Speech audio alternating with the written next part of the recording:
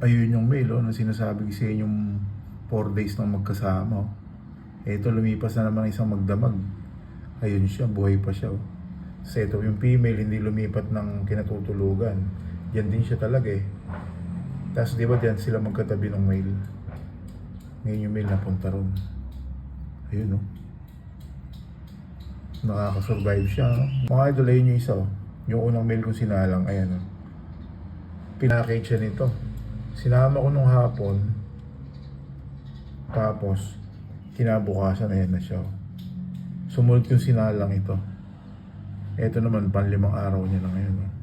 Ba? O maghilas to ah. Yun. Ibig sabihin lang, minsan tumatagal din. Kung nababantayan ko lang ito at nakikita ko nakakapag-mating siya eh, pwede ko na itong ihiwalay eh. Pero dahil hindi ko naman na pinupuntahan na para obserbahan sa gabi, hinahayaan ko na lang silang ganyan. Yun, mga idol, yan. Tibay na ito.